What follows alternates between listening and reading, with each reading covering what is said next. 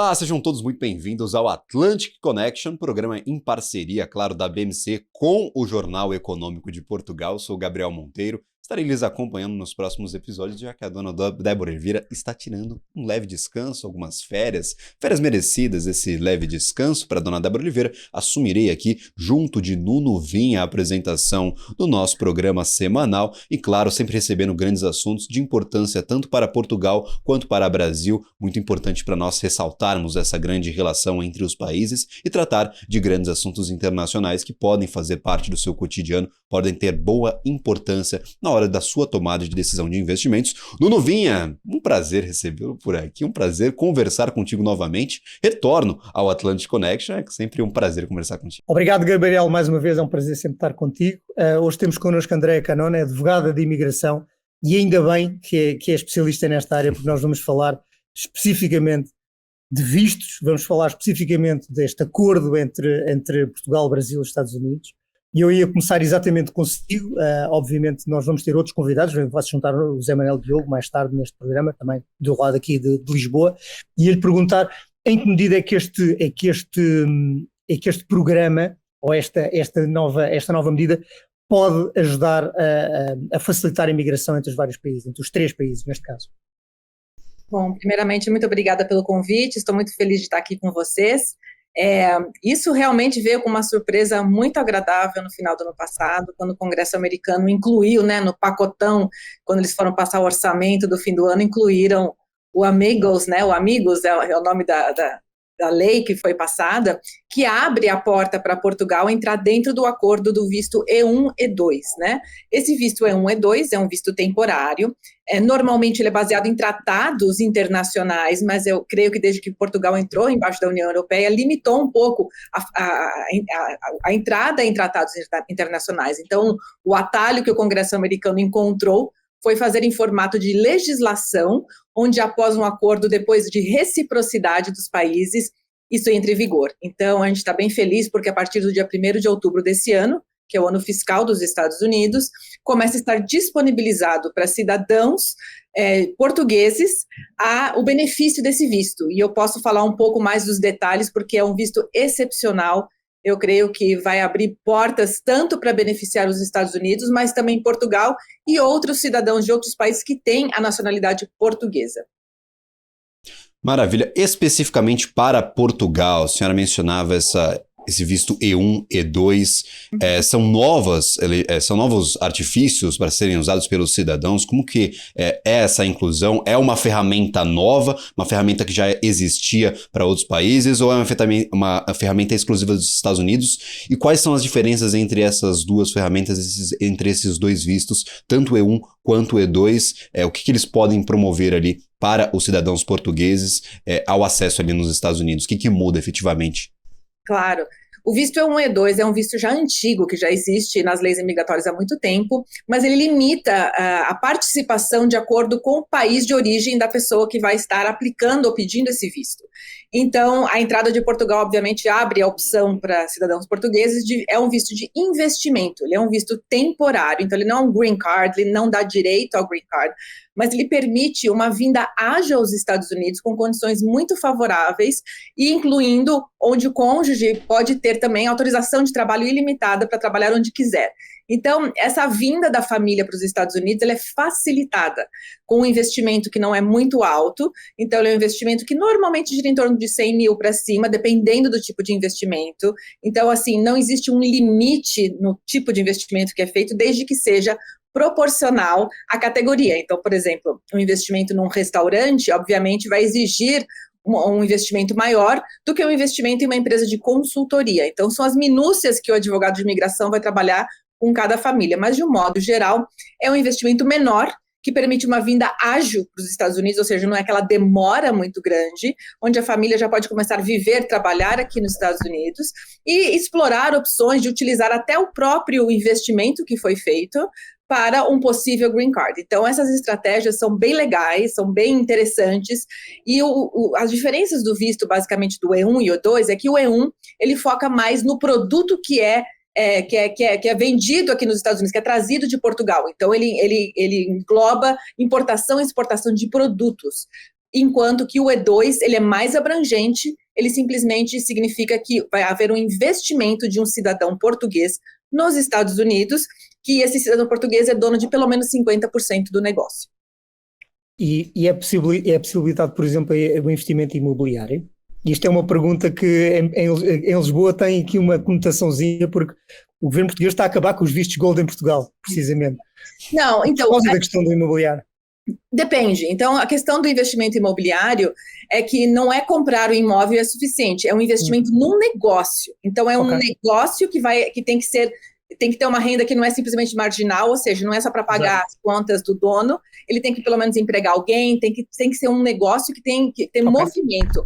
Então, às vezes, a pessoa pode comprar uma série de imóveis para usar isso para alugar ou para fazer algum tipo de negócio, aí sim, mas não pode ser simplesmente um imóvel passivo, não é? Então, existe esse diferencial.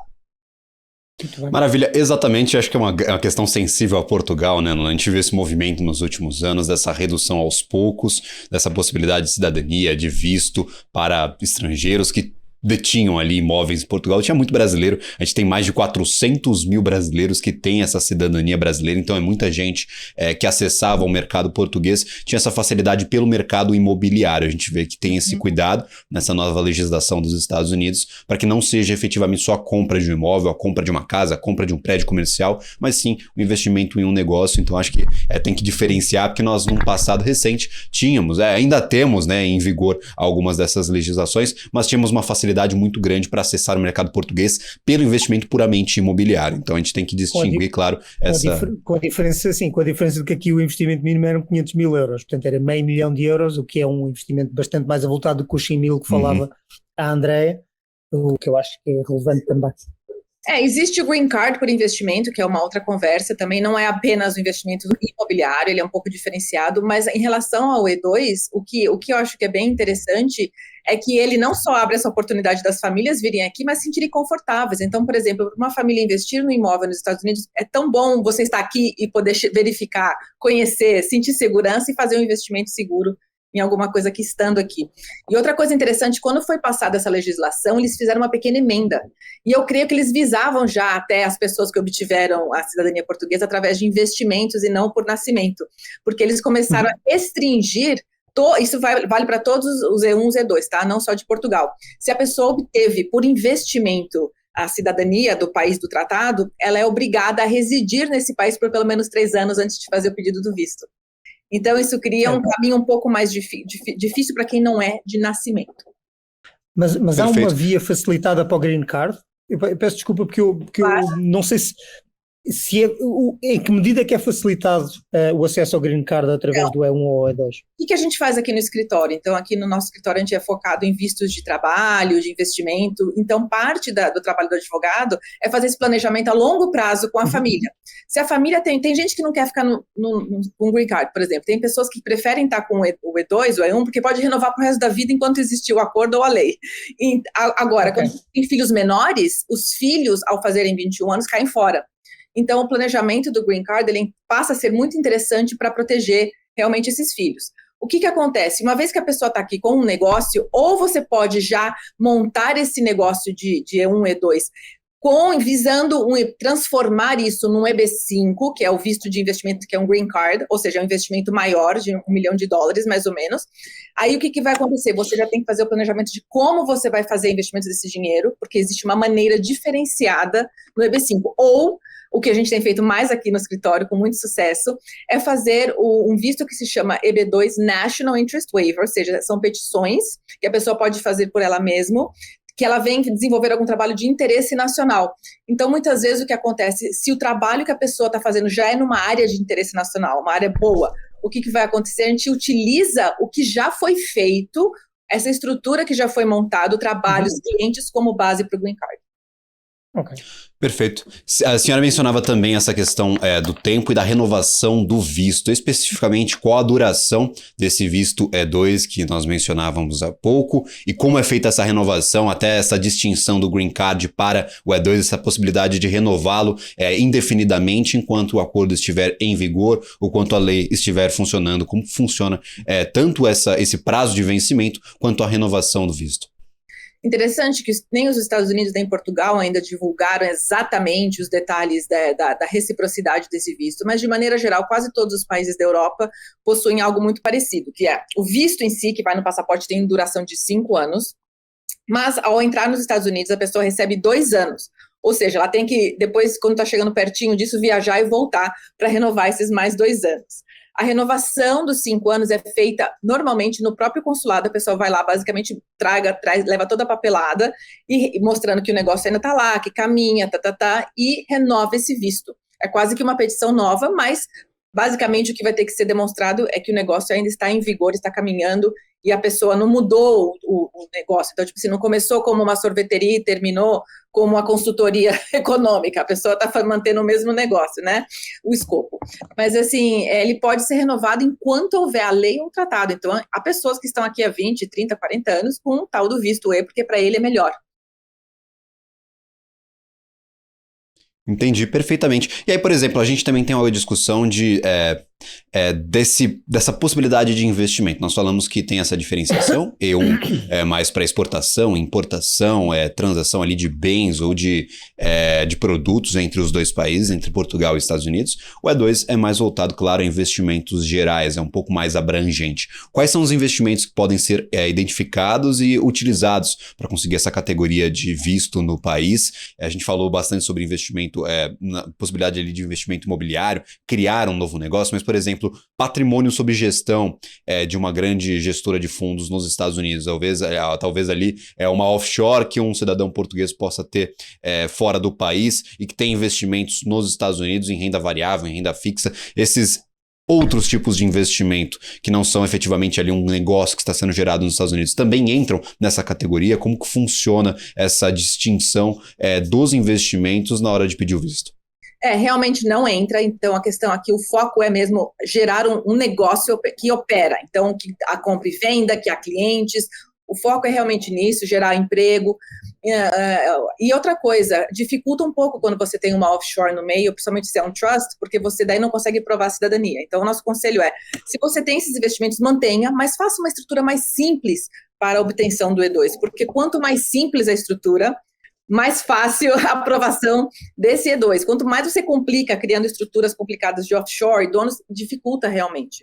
Agora, o tipo de negócio é infinito. Você pode desde ter uma franquia, né, de qualquer produto ou que você se interessa, até a prestação de serviços, você pode ter fábrica, restaurante, o negócio, eu falo assim, faça um negócio que você curta, que você goste, porque se você vai fazer uma coisa que você detesta, as chances de dar certo são muito pequenas, porque querendo ou não, no fim das contas, o que você quer é fazer dinheiro nos Estados Unidos, é gerar capital e estar feliz aqui, né? Então, acho que sim, tem a questão do visto, mas também sim tem a questão da felicidade da família, né? Para você estar fazendo algo que você ama. André, eu tenho aqui uma questão que é, a nível estadual, os vários estados têm alguma possibilidade de influenciar que tipo de negócios é que querem instalados no seu próprio território? Eu acredito que não, que exista a facilidade igual em todo o lado, mas, por exemplo, em países como o Canadá, os vistos são concedidos às vezes para determinadas profissões ou para determinadas proveniências. Às vezes os próprios Estados podem querer influenciar o tipo de negócio que esteja associado a estes vistos. Tem alguma possibilidade dos Estados ou é igual em todo o lado? Olha, essa pergunta é excelente. Então, enquanto que a lei de imigração, uma lei federal, ou seja, ela é abrangente igual em todos os estados.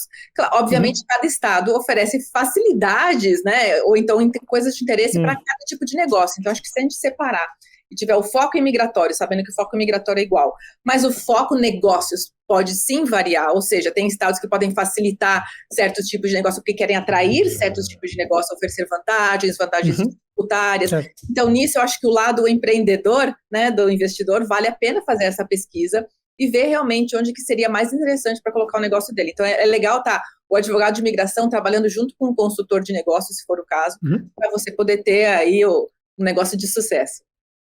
Perfeito. E André, nós falamos sobre essa surpresa positiva que veio ao final de 2022, discussões sobre esse orçamento de 2023 e essa inclusão de Portugal no tratado, gerando todas essas novas ferramentas a serem utilizadas pelos cidadãos portugueses. há um tempo de entrada em vigência, os escritórios já estão trabalhando com isso, já estão gerando ali os seus pedidos de visto E1 e E2, ou ainda há um prazo a ser seguido para que essa legislação ela entre em vigor? Como é que vai funcionar essa dinâmica e como que está a perspectiva para uma ampla utilização dessas ferramentas aí para os Estados Unidos? Olha, a lei já foi passada, né, pelo Congresso, assinada pelo presidente, então a lei está em vigor. O que não está em vigor? Ela é efetiva a partir, né, do dia 1º de outubro desse ano. Então, até não vale a pena você sair fazendo nada, na minha opinião, porque eu sou um pouco conservadora em relação a isso, porque ainda nós não sabemos as minúcias, os detalhes, esses detalhes da reciprocidade, porque os Estados Unidos trabalham assim, né? Quem já foi pegar visto em consulado sabe que o que um país dá, o outro dá também. Na questão do E2 não é diferente, então eu creio que eles estão ainda finalizando a questão de reciprocidade, e uma vez que isso já estiver, assim, definido, vale a pena já começar a trabalhar. Agora, você explorar, você contratar alguém para já estar te ajudando a pensar, a sonhar esse negócio, ver que estados que é mais interessante você estabelecer o seu negócio, onde você quer morar, isso eu acho que vale a pena fazer antes, porque você não está efetivamente colocando seu dinheiro ali, mas você está estudando o mercado e estudando as possibilidades para sua família. Aí sim vale a pena. Não, perfeito. E aí, por exemplo, a gente fala especificamente sobre essa entrada em vigor e você comentou dessa reciprocidade. Então, o que um país dá, o outro dá também. Qual a parte de Portugal em toda essa discussão? O que agora os cidadãos norte-americanos terão de acesso para Portugal? O Portugal pode oferecer ali aos cidadãos americanos ou um acordo unilateral para esse investimento especificamente nos Estados Unidos? Eu acho que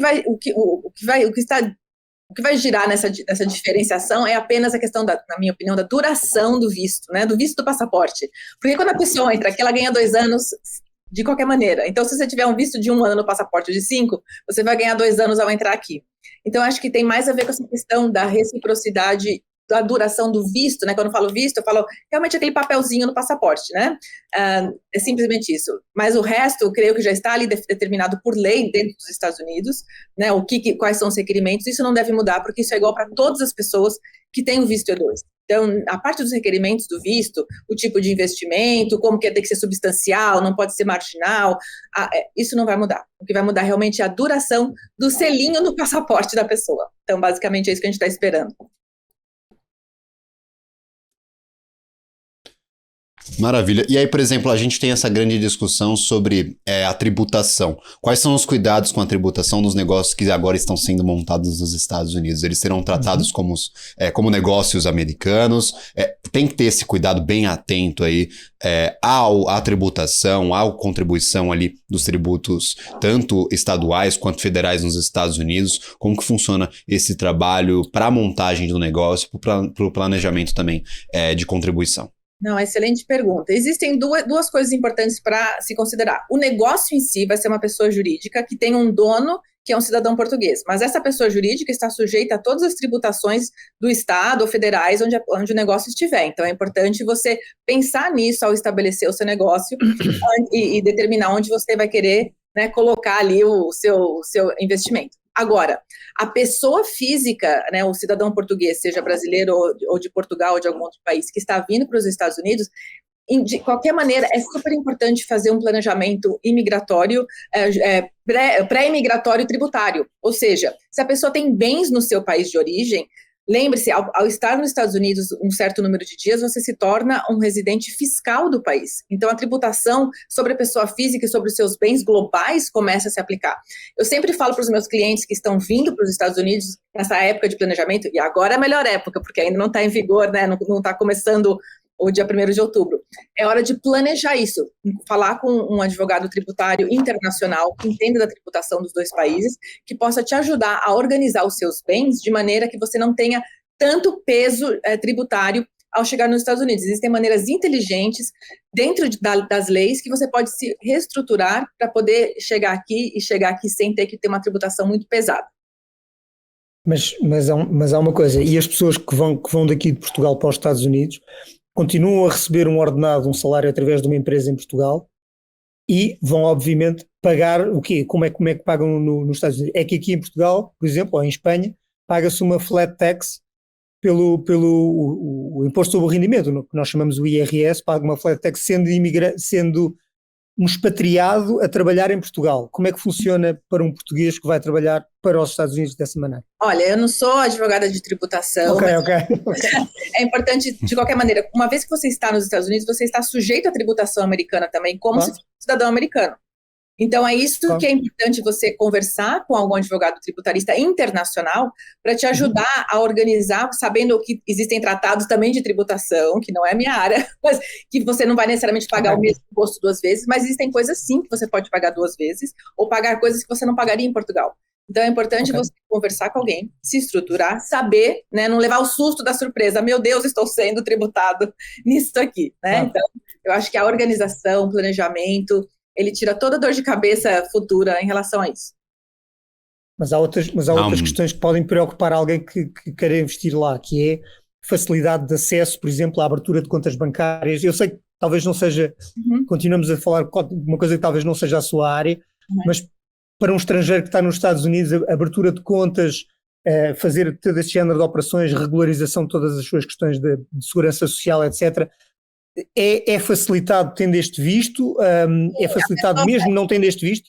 Não, sim, você vai ter esse visto, você vai entrar aqui como investidor, você vai ter o Social Security, né, que é o seguro social, a sua esposa ou seu esposo vai ter também, né, os filhos não vão ter, mas vão poder estudar em escolas públicas, escolas, né, fazer o curso normal deles.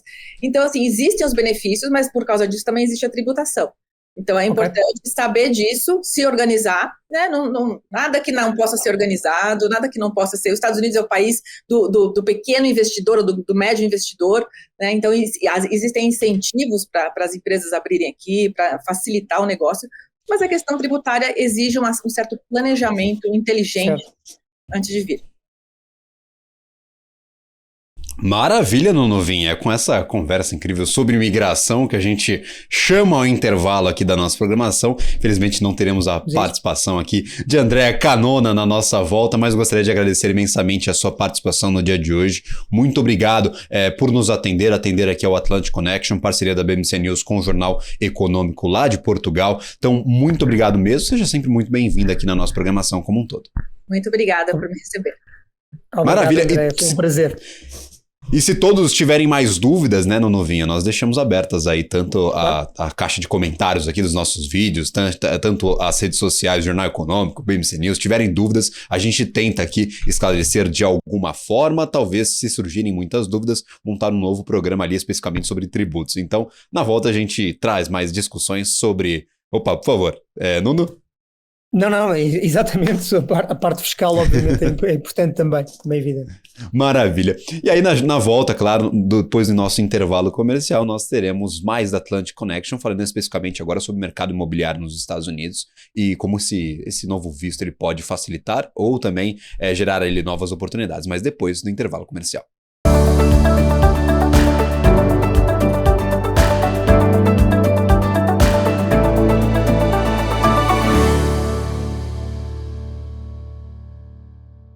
Estamos de volta com o BMC Atlantic Connection, parceria da BMC News com o Jornal Econômico lá de Portugal. E é sempre um prazer receber o Nunovinha aqui para essa conversa. Eu tô falando aqui como se eu fosse o host, mas eu que sou o visitante na conversa, Nuno. Muito obrigado por me receber no Atlantic Connection novamente.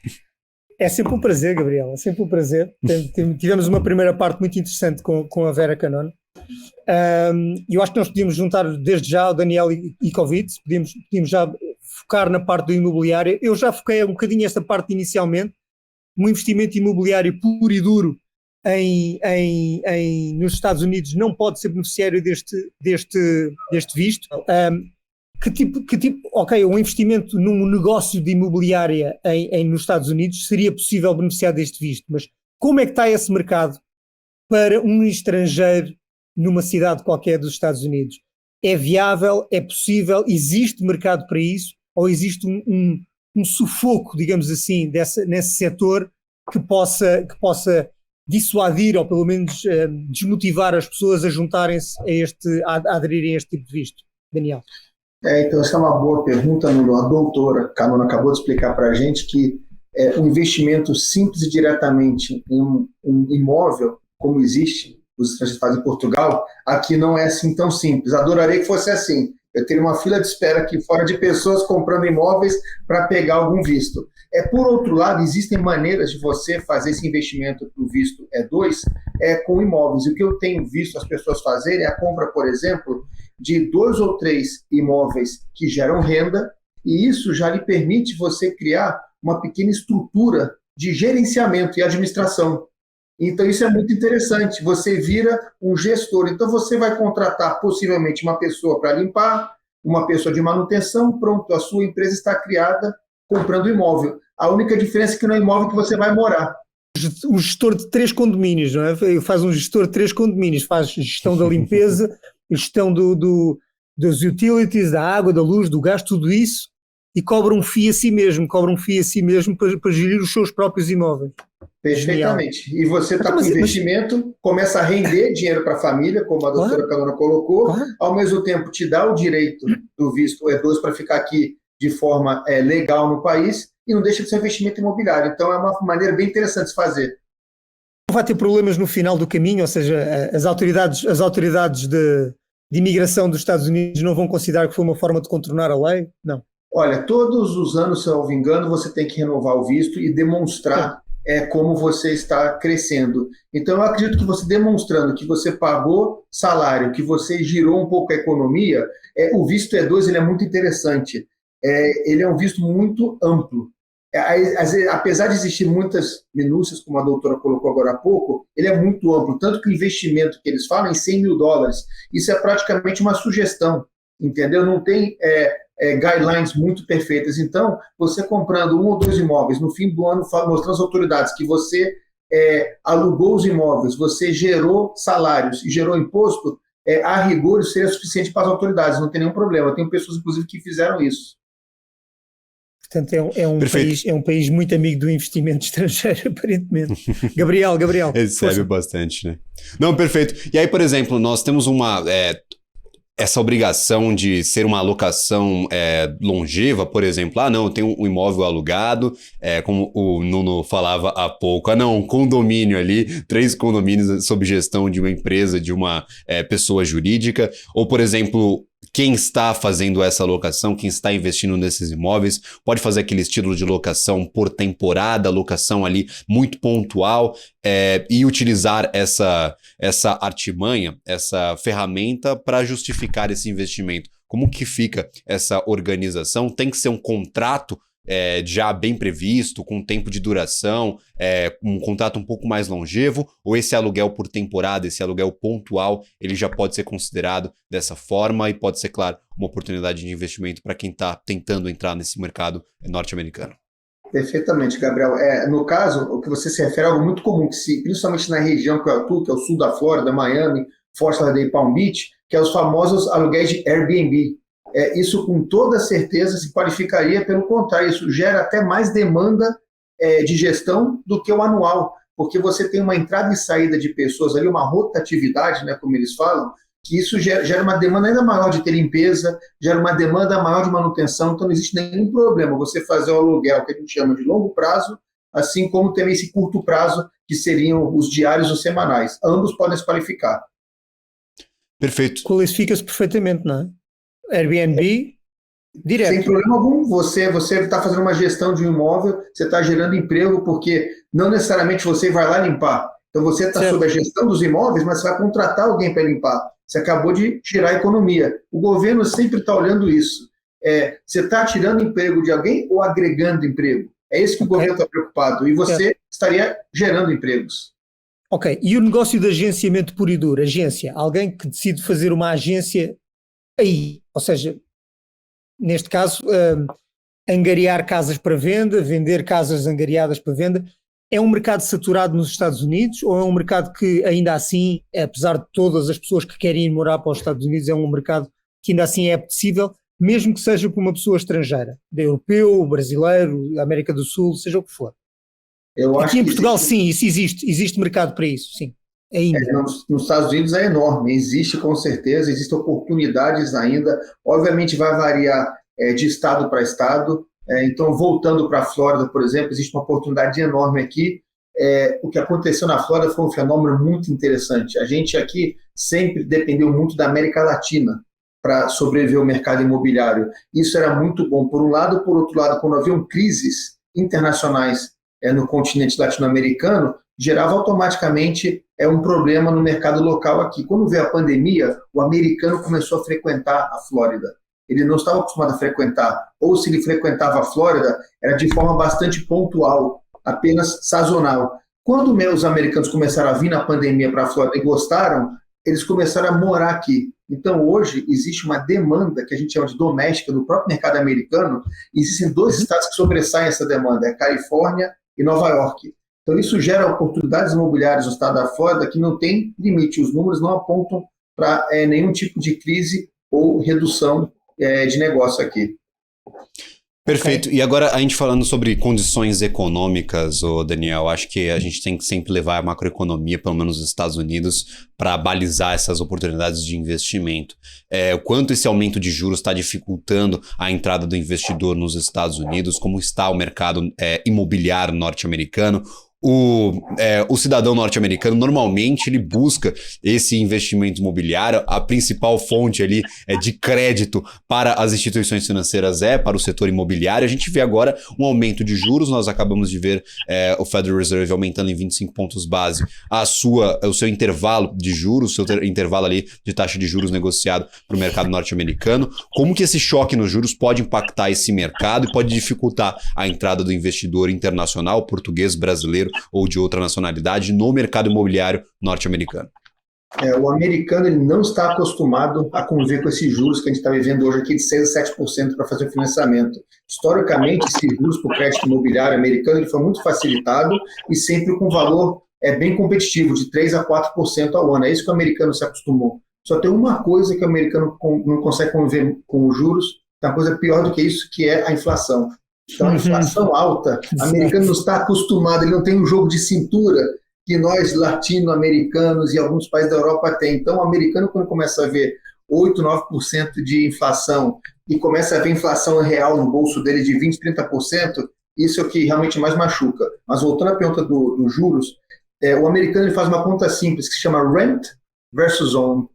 Ou eu vou alugar ou eu vou comprar. Na hora que ele toma a decisão de comprar o imóvel, ele vai olhar quanto custa aquela parcela. É muito prático o americano. Ele fala, estou dando 10, 20% de entrada, uma parcela vai ser 3 mil por mês. O meu aluguel custa 3 mil, eu vou comprar. O problema é que com o aumento de juros, essa parcela da compra, ela aumentou bastante. Então isso obrigou eles a virarem inquilinos, nem que seja de forma temporária. Por mais que eles queiram comprar, ele até tem a entrada para dar, o banco não qualifica ele, porque essa parcela mensal está tomando mais do que a entrada dele de salário. Então, ele está indo para o aluguel. Isso já é uma excelente oportunidade para o estrangeiro, que ele vai ter uma demanda de inquilinos americanos que vão alugar e com preços até mais competitivos do que eu vi nos últimos 5 anos agora. Os aluguéis subiram de 30% a 40% na Flórida por conta disso. Perfeito. Temos um novo convidado aqui na nossa conversa. O Atlantic Connection de hoje, no Novinha, ele está muito complexo, tem muita informação e para isso que a gente traz, claro, os melhores especialistas para conversar com quem está nos escutando. Gostaria de convidar o José Manuel Diogo. Seja muito bem-vindo à nossa conversa. No Novinha, muito obrigado por trazer esse convidado diretamente de Portugal. É verdade, o Zé Manuel Diogo, nós estávamos a falar da possibilidade das pessoas vindas de Portugal terem acesso a um visto especial nos Estados Unidos para investimentos, para alguns investimentos, não diretamente em compra de imobiliário, mas estávamos aqui a ver outras possibilidades de poder contornar essa lei. Portanto, são pequenos investimentos em pequenos negócios nos Estados Unidos. Eu lembrei-me de trazer também a questão dos vistos relacionados com brasileiros em Portugal. O Zé Manuel Diogo é o presidente da Associação Portugal-Brasil 200 anos e obviamente também tem uma visão muito, muito própria sobre a existência destes vistos e como é que estes vistos podem ajudar a economia dos países. No caso dos vistos concedidos a brasileiros em Portugal, tem sido uma fonte de talento, uma fonte de competências, uma fonte de juventude para Portugal. Eu gostava também de ouvir a opinião do Zé Manuel Diogo neste caso, especialmente sobre a ida, neste caso de portugueses, para os Estados Unidos para fazerem crescer a economia de lá. É mais uma fonte de saída de talento daqui, Zé Manuel Diogo. Olá, boa tarde a todos. Eu peço desculpa, mas a hora em Portugal mudou anteontem, então todos nós experimentámos aqui uma confusão, porque a hora parou de mudar há uns anos, pelo menos na América do Sul, no Brasil. Há quem diga que ela vai voltar a mudar agora em outubro e que nós vamos ficar só a 2 horas do Brasil. Bem, em relação aos vistos, há um triângulo virtuoso, há muitas empresas a organizarem-se na área da mobilidade, tanto que a mobilidade passou a ser uma forma de vida. E a mobilidade ela tem a ver com o trabalho e tem a ver com o investimento. São 2 vértices da modalidade que estão desenvolvendo indústrias diferentes, onde os Estados Unidos têm tradicionalmente uma visão de sonho de consumo por parte de uma certa tipologia de brasileiros que ultimamente a têm trocado por Lisboa. Eu li há uns tempos no Bloomberg Linha um artigo que dizia que Lisboa era a nova Miami, era uma nova Miami na Europa. E os últimos anos, que eram dirigidos por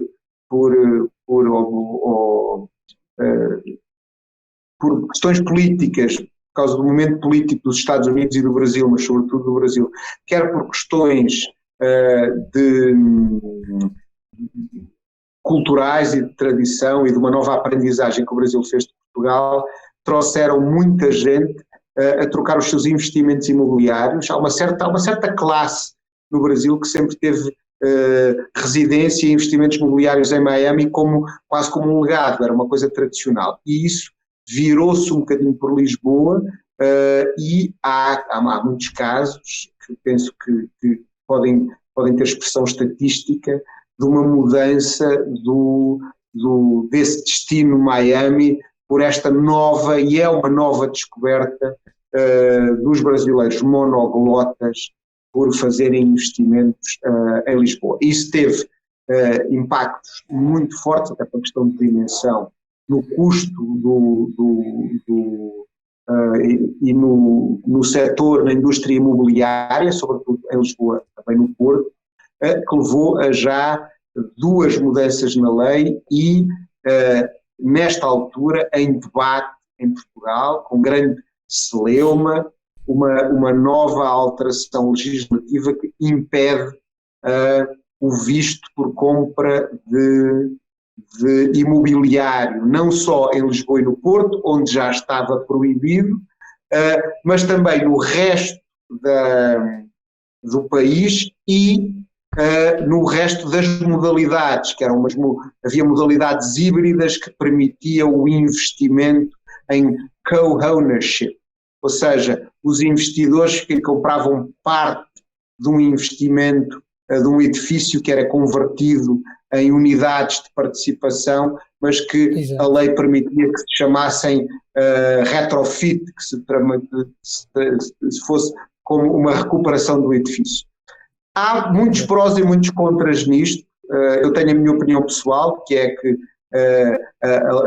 a prazo o problema da habitação em Portugal ele pode resolver-se, não que existe, porque todas as casas que custavam 350 mil euros, quando o limite do Golden Visa foi 500, todas passaram a custar 500, é uma resposta normal do mercado. Agora, o que está, não é proibindo isso o que na minha opinião o Estado devia fazer era legislar no sentido de continuar a garantir o investimento estrangeiro, resolvendo o problema da habitação. As pessoas que se tiverem um rendimento de habitação, eu agora lembro as palavras que ouvi mal cheguei aqui ao programa, que a diferença entre own e rent faz muita diferença também em Portugal, e se o Estado em Portugal se dispõe a pagar os alugueres, ele também se dispõe a entregar um rendimento aos estrangeiros que investam em fazer casas em Portugal, casas destinadas ao mercado de arrendamento, que é aqui que ele tem que ser resolvido. E aliás, nós um dos meus chapéus profissionais que tem a ver com investimento imobiliário. Nós propusemos ao Governo de Portugal, propusemos ao Primeiro-Ministro, que ele crie um programa que, para casas de renda mais acessível, para casas até 250 mil euros, ele continua a pedir a investidores estrangeiros que investam em Portugal e que ponham as casas no mercado de arrendamento com a renda garantida pelo Estado. E isso, para um país com exíguos recursos económicos como é o português, faz muito sentido, não é? Então, 2 casas postas no mercado de arrendamento, o mercado paga, o Estado garante as rendas, como estava disposto a garantir rendas de casas que ele não sabe se existe, estas ele saberia que existem, e isso faria com que o mercado imobiliário continuasse. É aqui que eu gosto do liberalismo e do papel do Estado nesse liberalismo, em implementar políticas deste género. Perfeito. E aí, por exemplo... Daniel, deixa-me só perguntar aqui ao Daniel se ele sentiu essa mudança, aquilo que o Zé Manuel Diogo falava, a mudança de brasileiros que estavam a ir para Miami e que de repente passaram a vir mais para Lisboa. O Daniel sentiu isso no mercado onde está todos os dias e está todos os meses e consegue perceber as tendências. Notou essa mudança de rumo? Olha, eu tenho assim conversas diárias com investidores ou famílias que querem se mudar para os Estados Unidos de forma permanente. Sempre está na pauta: vamos para Portugal ou vamos para Miami? Vamos morar em Cascais? Vamos tomar um vinho em Cascais, que é muito agradável, ou vamos ficar em Miami? E aí eu acho que vai muito da pessoa. Eu vejo que o perfil de família jovem, ele acaba optando por Miami. Talvez ele tenha a percepção de que empreender nos Estados Unidos possa ser um pouco mais fácil. E eu vejo que tem muitas famílias que têm a possibilidade de ir para os 2 lugares, optam por Portugal, eles olham Portugal como uma vida mais tranquila. Até pessoas que vão se aposentar, por exemplo, não dependem de renda necessariamente, com toda certeza Miami perde esse público por questões tributárias e etc, e optam por Portugal. Agora tem um fenômeno muito interessante que não foi falado aqui, que eu notei com o visto E2, que era também uma parte da pauta. A Itália, ela tem esse acordo, por exemplo, há muitos anos, do visto E2.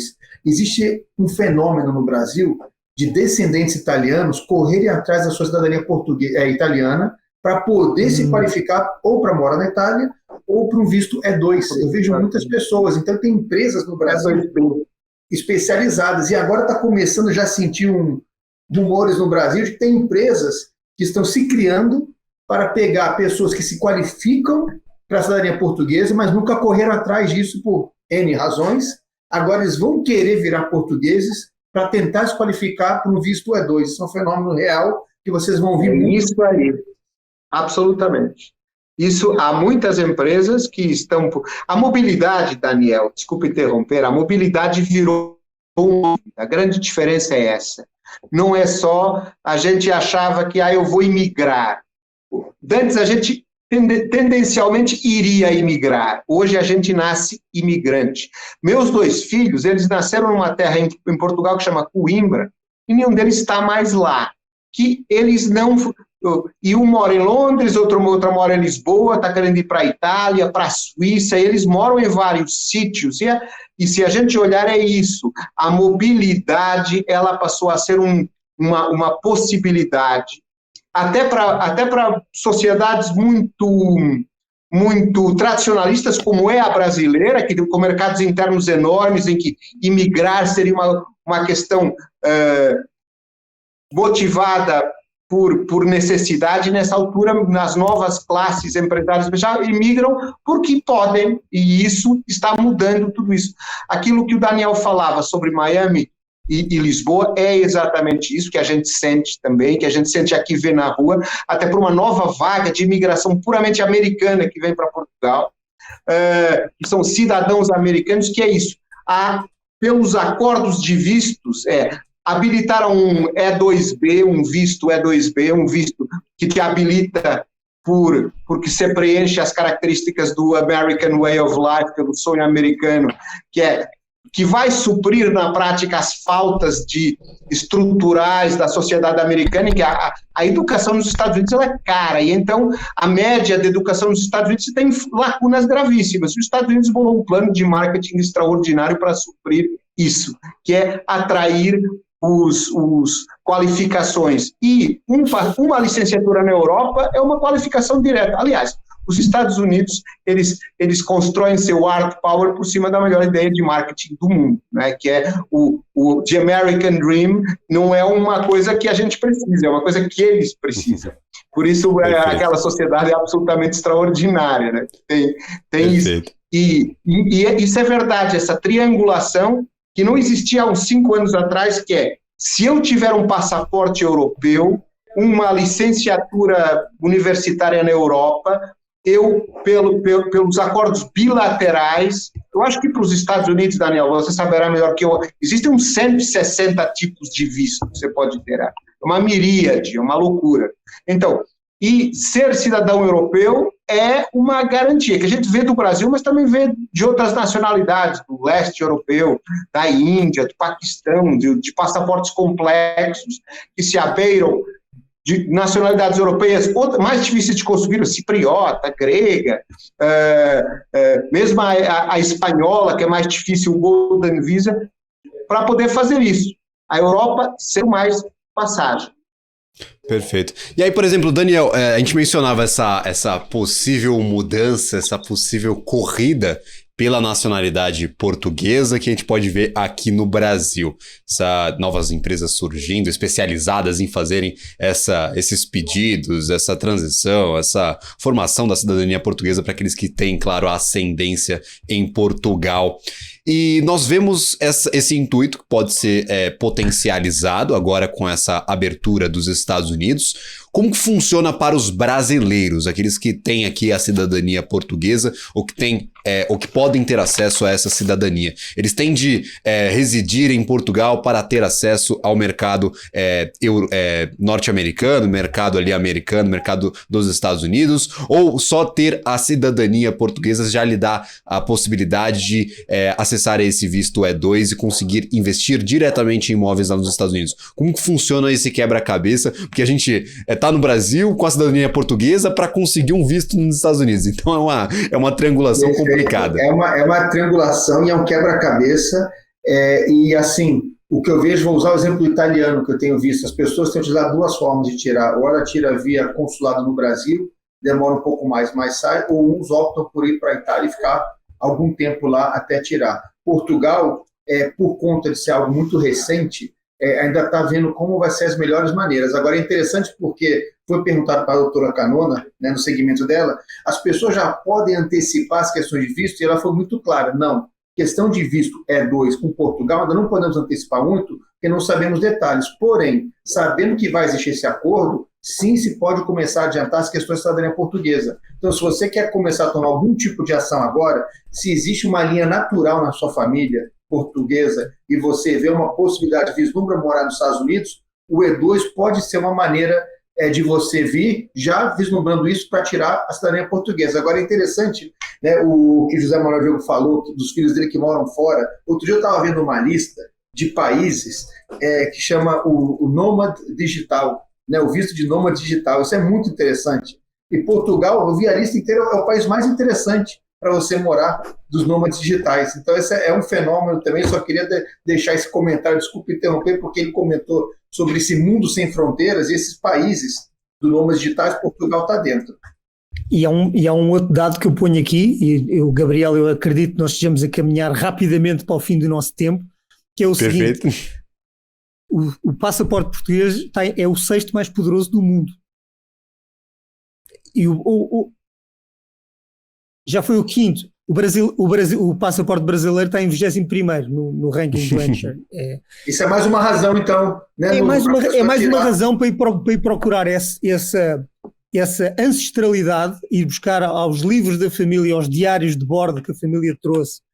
Quem é quem, não é? Quem é que viveu em Coimbra, quem é que viveu em Idanha Nova, quem é que viveu em Lisboa. Eu acho que é interessante, tudo isso que está, toda essa movimentação vai despertar um interesse por Portugal por conta dos Estados Unidos, mas pode ser que no fim a pessoa tire a cidadania portuguesa e opte por morar em Portugal. Então, acho que vai ter um grande benefício para Portugal. Pode ser que ele vislumbre a vida americana como complicada, o American Dream não é para ele. Aí ele fala, bom, já estou com a cidadania portuguesa que eu acabei tirando, vou morar em Portugal. Então, acho que existe um outro benefício aí, muito interessante. Ao Portuguese Dream em crescimento, não há visto gold para imobiliário, mas há visto tecnológico, Tech Visa, que está a ser usado por muitos brasileiros. Este visto de cidadania da língua, que resulta do acordo dos países da CPLP, é o primeiro grande ato dos países da CPLP. Esse visto vale por 1 ano. Ao fim de 1 ano, ele é automaticamente renovado por 2. Ao fim de 2, ele é automaticamente renovado por mais 2.